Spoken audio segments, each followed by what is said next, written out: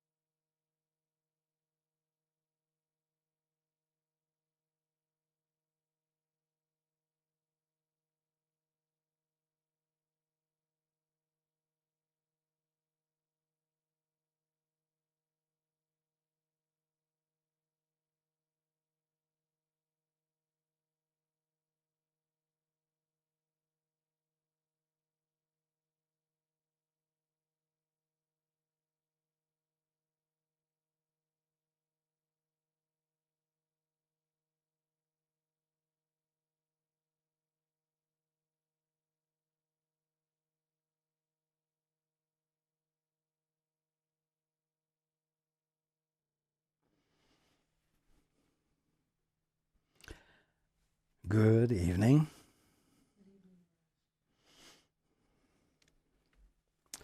And welcome to everyone who's joining us on the internet.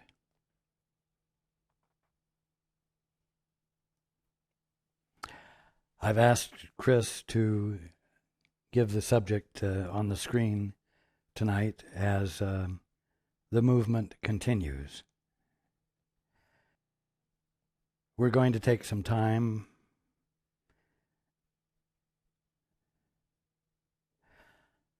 talking about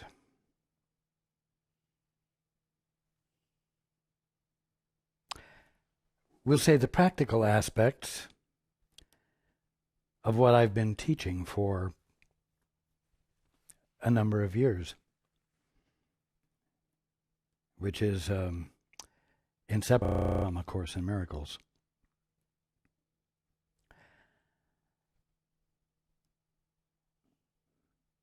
I've mentioned that as you engage in the two-step, as you shut up your thinking and become still and ask, Father, what is the truth here? You ask of the Holy Spirit, what do I need to know?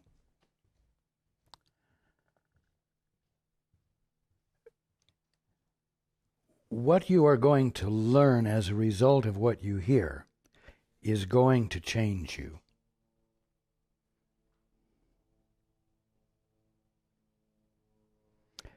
You are going to learn how to reflect God. You're going to learn how to express knowing that comes as a result of listening to the Father or listening to the Holy Spirit, who will relay to you what the Father is meaning or saying.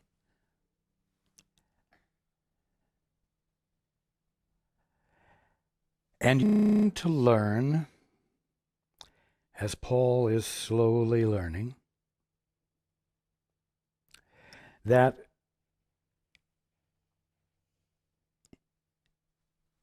the new way of being, I mean by that reflecting the Father's will, reflecting God, is not going to feel familiar initially. And it's going to require practice, if I may put it that way, at speaking the knowing that is supplied to you, so that you can get the feel for who you divinely are. And having that new self-experience revealed to you, you will begin to recognize it, begin to be at home with it, and you will be willing, with less and less reluctance, to express it. Now, in a way, tonight is an exercise for Paul. He has a general idea what we're going to be talking about, because I started this afternoon to dictate what we've been calling an update letter. And in it, there are things that, when he's listening to his knowing, he would say.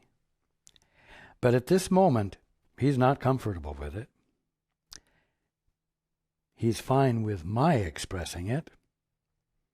He's fine in relaying what is actually his knowing as well. He's comfortable with my relaying that and having to own it yet. But in the process, which he engages in every Saturday night when he lets me speak, in the process, he becomes more and more comfortable and has a better idea of what it means to reflect God, what it means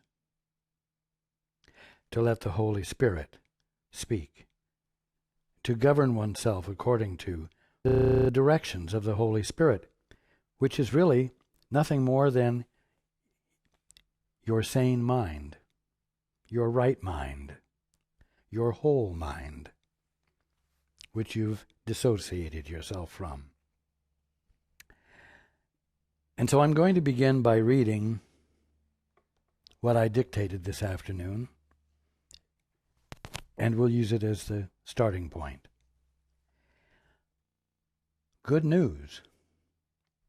On August 16th, closing on the new property has been scheduled to take place, and the move will begin. An incredible expression of love and unity from everyone in many forms has made it possible.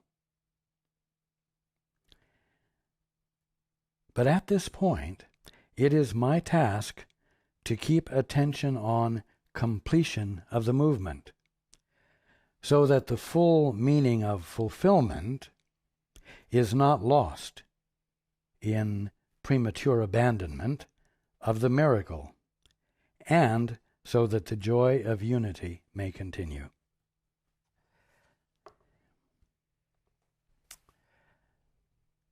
There has been a lot of joy. There's been a lot of felt camaraderie amongst everyone who has been involved. As I said before, even though you haven't met each other. That's a joyful experience. And as I've said before, it's one that everyone needs to have more consistently. It's important for the joy to continue.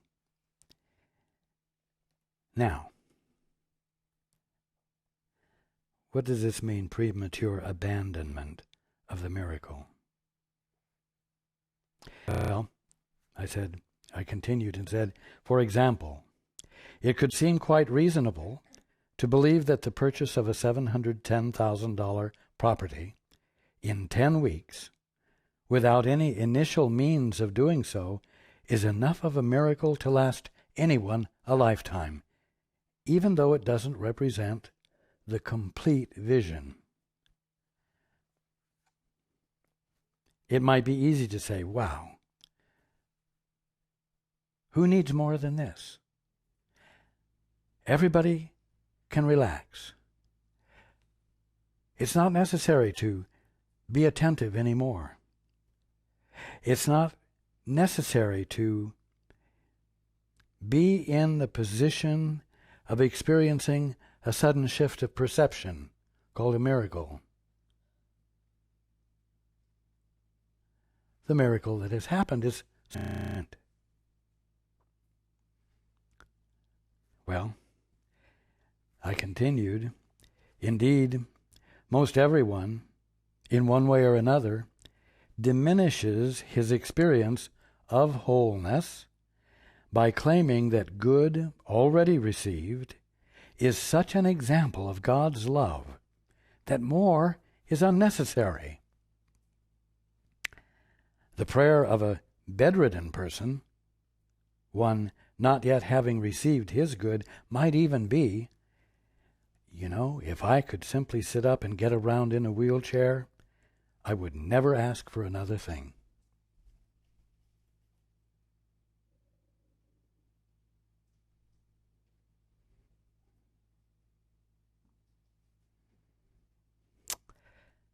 When you get in that place called the holy instant, where God's laws prevail, this just won't work anymore.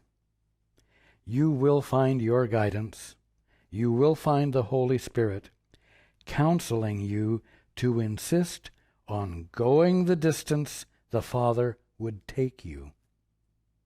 In other words, all the way to holiness. Wholeness.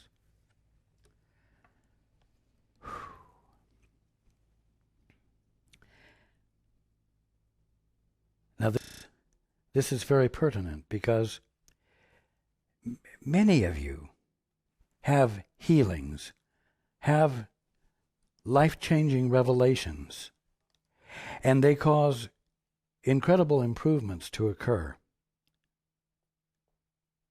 But not improvements that take you all the way to perfection. In other words, perhaps if you were bedridden, you're no longer bedridden and you are able to enjoy getting around in a wheelchair. But you know what? You're not able to walk, you're not able to drive, you're not able to swim, you're not able to dance. So wholeness hasn't been arrived at yet.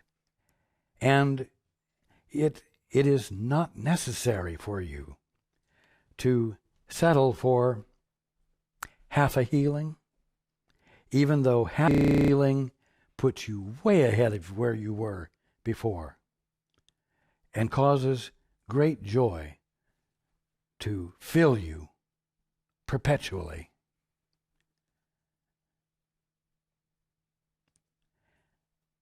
Now, what I'm saying tonight is a way I'm using to teach Paul something. And it has transfer value for everyone else. Because all of you in one way or another do exactly what I've just described. Paul looks at what has happened, and it's mind-boggling. It is amazing. It causes him to feel greatly loved, greatly supported.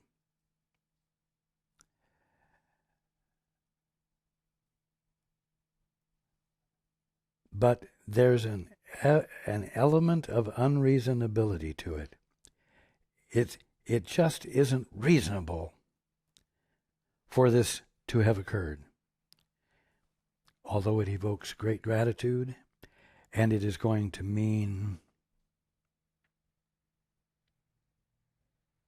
more grace in carrying on the activities of the work for both him and Susan and Chris and Judy.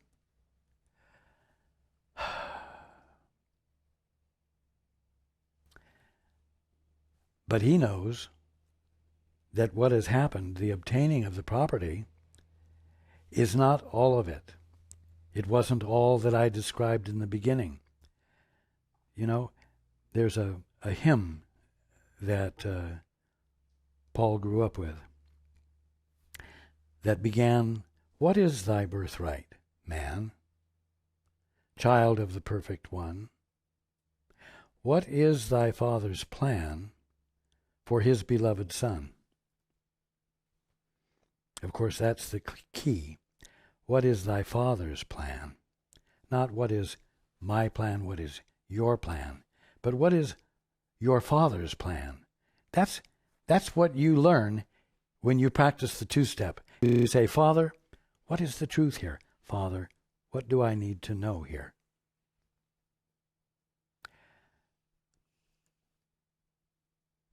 The only stumbling block any of you have in the process of awakening or in the process of experiencing healing and the evidence of your good is that you find it impossible to yield to your Father's plan.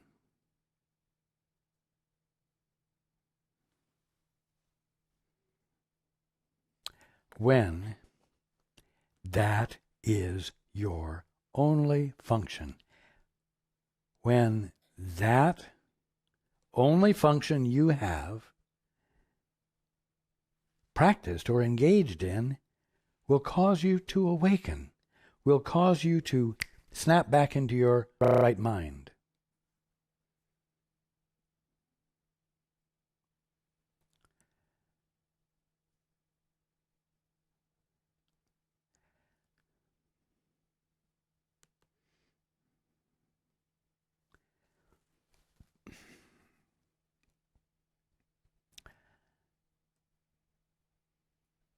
Many from a metaphysical background have learned to visualize as a means of bringing about some good or effecting a healing.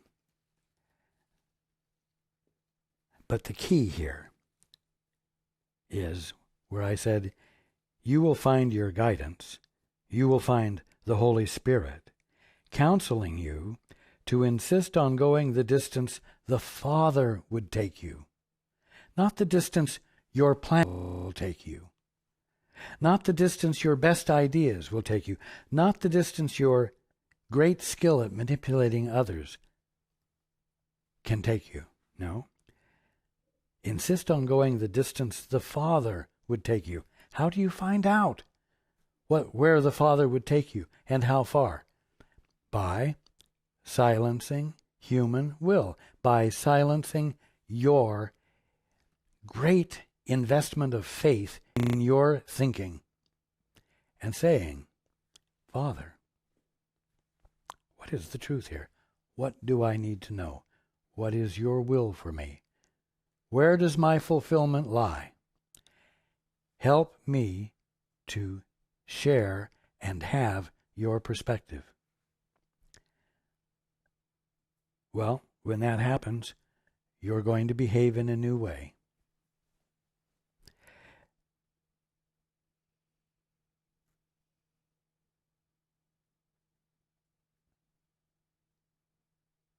Not a new way that can be written down and practiced by rote in the future, but a way that is revealed to you in the moment that you're asking to know what the truth is here. And so, going the distance that God would take you is a matter of forever saying, "Father, what is your perspective?" And eventually, even ceasing to ask the question because you yourself are bringing your attention to the Father, because you have no desire to know anything other than what He is revealing.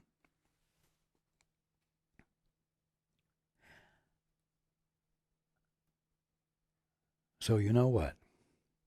You can't watch what Paul is doing or listen to what Paul is saying and write it down and then practice it as though in a copycat form you can arrive at knowing the truth,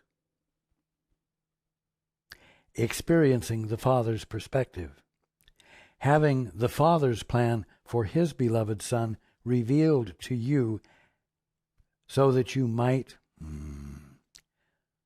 flow in expression of it without inhibition, without resistance. Now, because Paul feels that so much has been given, and because he feels, and I will tell you he's assuming, because he feels that many who gave have given perhaps more than they had to give. He feels that there was an inequity, perhaps, something he would wish not to have happened. But you see, he has himself as a pissant little mortal, an orphan in the orphanage, looking at the effects he thinks maybe he's having on the other orphans, deplete them, or put them at a disadvantage. And he's missing the vision he would see if he would do the two-step now and say, Father, what is the truth here? And of course, right now, he is doing the two-step, and he is asking, Father, what is the truth here? And the truth is coming out of his mouth right now. And the truth is that in all of the love that was expressed, whether it was a few dollars or a lot of them, whether it was given out of a little that was had, or whether it was given out of a lot, out of great wealth, it was all God. It was all love. And there weren't any little pissant mortal orphans doing it.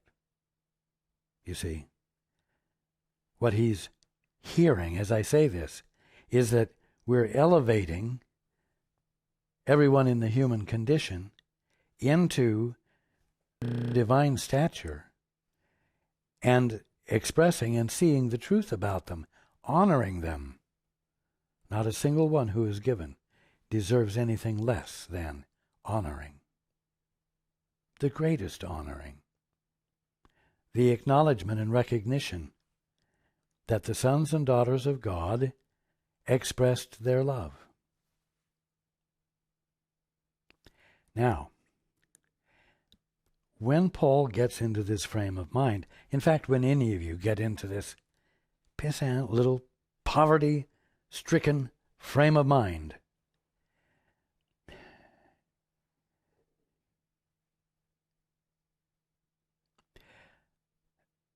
you find it difficult to consider wholeness as being your birthright.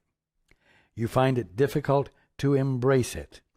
You find justifications for not embracing it. You're not worthy of it. Oh, you're worthy of some, but not too much. And if you get too much, then you've had enough. You've had enough. But you see,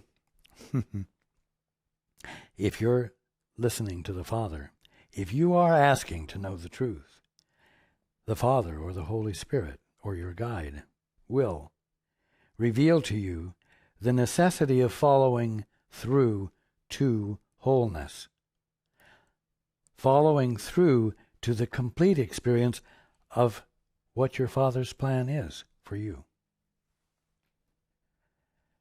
And that may stretch you and may make you uncomfortable, but that's just the pissant little mortal orphan who's uncomfortable. And that's just a set of habits, mental and emotional habits, that practicing the holy instant will break you of. It's a habit that will be broken by the persistence, the loving persistence of your guidance, or of the Holy Spirit, or of me, or of the Father.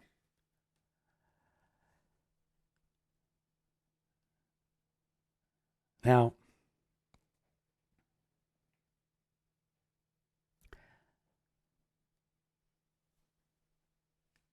we're at this marvelous point in this movement where the new property will be I'm going to say owned, will be completely available to occupy and be active in. That's the point. Now, there are new things. There's moving expenses. There are, there are two fundamental things which are going to be needed, and they should be handled before moving in because they involve some construction that will make it difficult to live in the middle of. Now, these two things are an elevator. The house is already structured for the elevator, but the carriage needs to be installed. The carriage costs approximately $20,000. In addition, the other thing that needs to be installed is a backup generator, which will allow for uninterrupted electrical service, it will allow for uninterrupted electrical service in an area where there are frequent outages in the winter. Now, pissant little Paul's mind says, nobody's going to hear that and honor it or feel that it's justified. Hell, that's what he would say. Hell. Other people live in apartment buildings with no elevators on the third floor and go up and down, carry their groceries. But you know what? That's pissant little Paul's mind thinking. That's not Paul saying, Father, what is the truth here? What is your plan in this instance? But tonight he's asked, and he's hearing, and you're hearing, that the Father's plan is for this building to have an elevator in it that not only Paul and Susan can use, but also people attending gatherings who may find it difficult to negotiate 3 flights of stairs. It is the plan for this building. It is the plan for the activity that will be going on there, the activities. And whether Paul thinks it's justifiable, and whether Paul thinks other people will find it justifiable, is irrelevant, because anyone who finds it unjustifiable is engaging in their own pissant, poverty-stricken thinking. Instead of saying, Father, what is the truth here, and listening for the answer, and hearing that it is appropriate, and relaxing about it, and being able to stand in support of it, and thereby reflect God. Does that mean that if you do that, you're going to send in a contribution?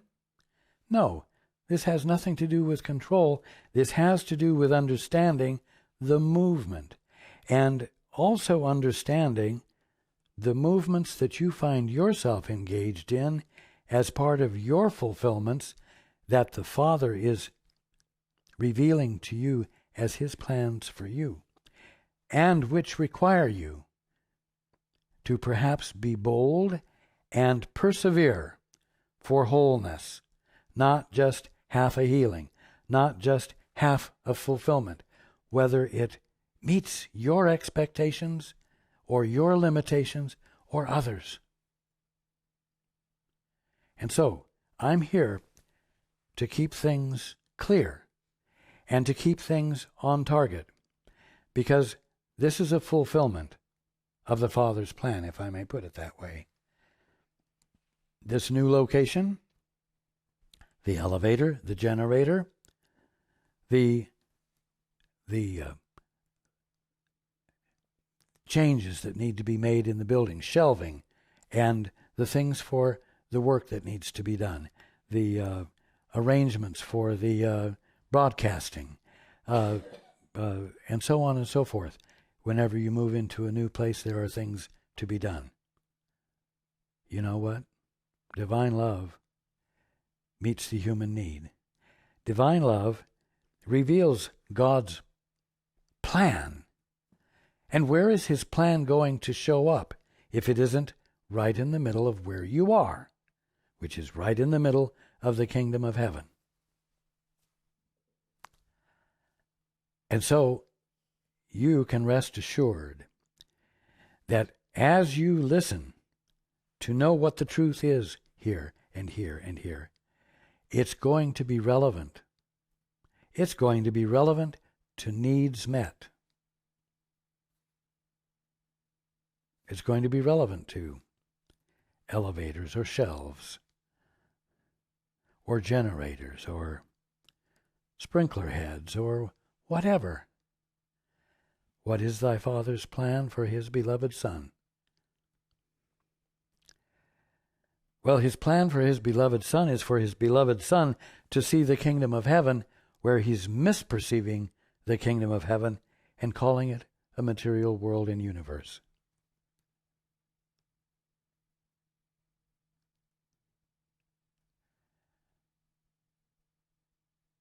Now,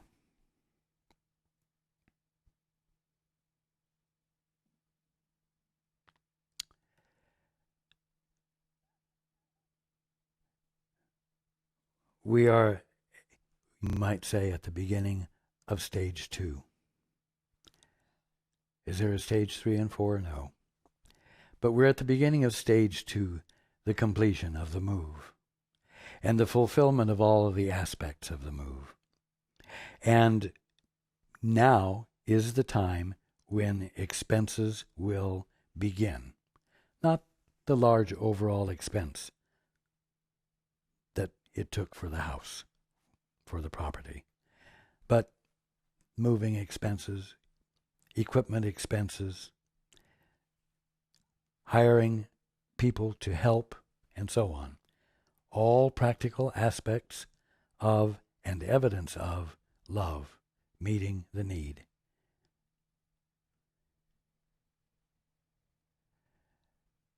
These expenses are beginning now.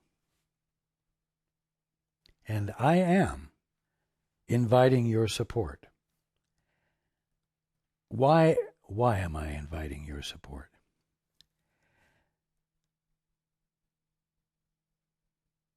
Because you're listening to me.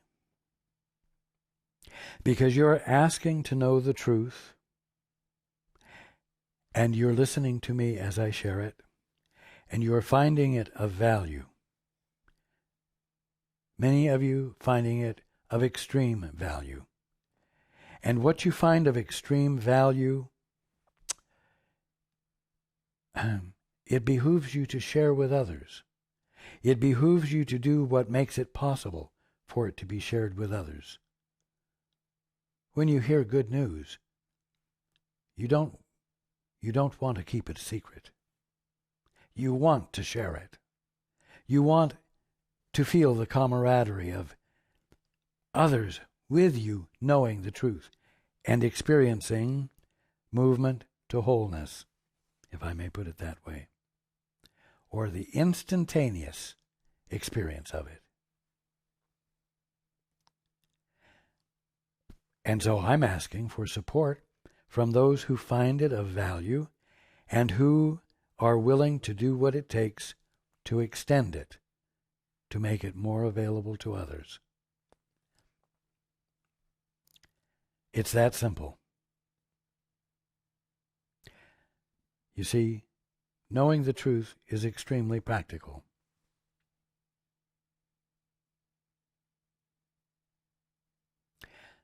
But even more than your knowing that divine love meets the human need, you need to know the fundamental point that I'm sharing tonight, which is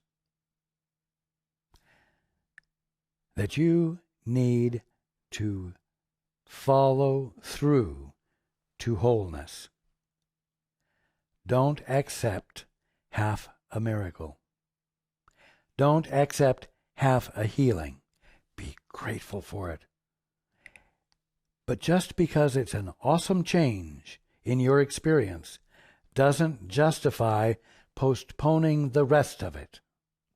It justifies your continuing to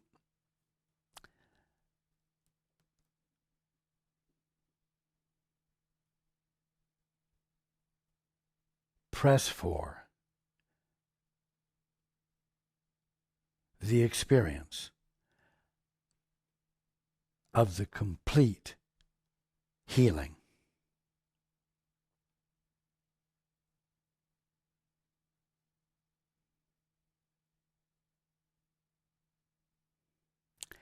Sometimes that means that you have to press against your own resistance to it. Oh, I couldn't take it. It would be too much for me to bear. Bullshit. That's just an excuse. That's just an excuse for not yielding up the last bit of willfulness that it takes to resist God's plan for you, to resist the sudden shift of perception called a miracle, in which your right mind registers with you as your clarity and constitutes the means of awakening.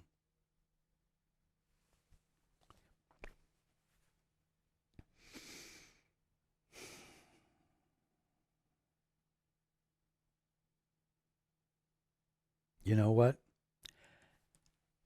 Not only do you need to want the ultimate for yourself, not only do you need to want the experience of wholeness for yourself, you need to want it for your fellow man.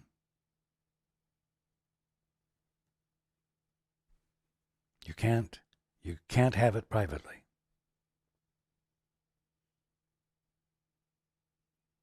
What you give, you get to keep. We've said it over and over.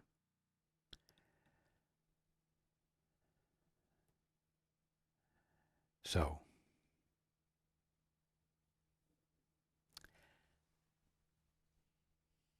I invite everyone to do the one essential thing, the two-step. And ask, Father, what's the truth here? What's the truth relative to me and what Raj is talking about tonight?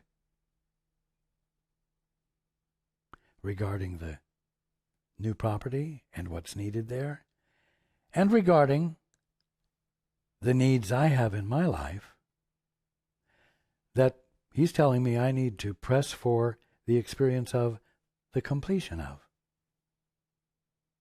And you know what? Don't abandon the questioning and the listening too quickly.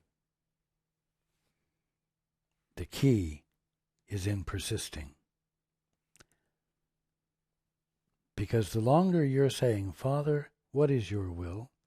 Father, what is your plan for me? The longer you're not saying, I want it my way. You see? And the longer you go without saying that, the more fluidly and easily you will shift.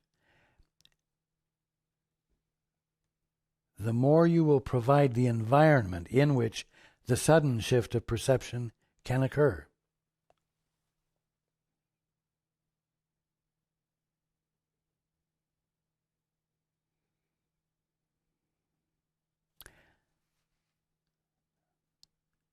I love you all.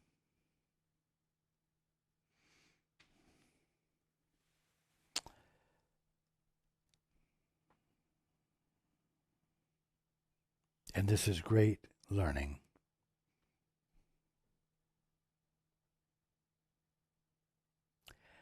Every connection you have with the Holy Spirit or with your guide will strengthen the divine one that you are and simply dissolve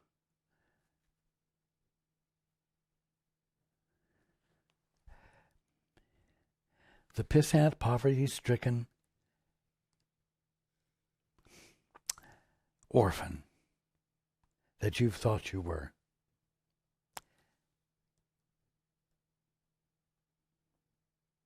That's it in a nutshell. And I look forward to being with you next week.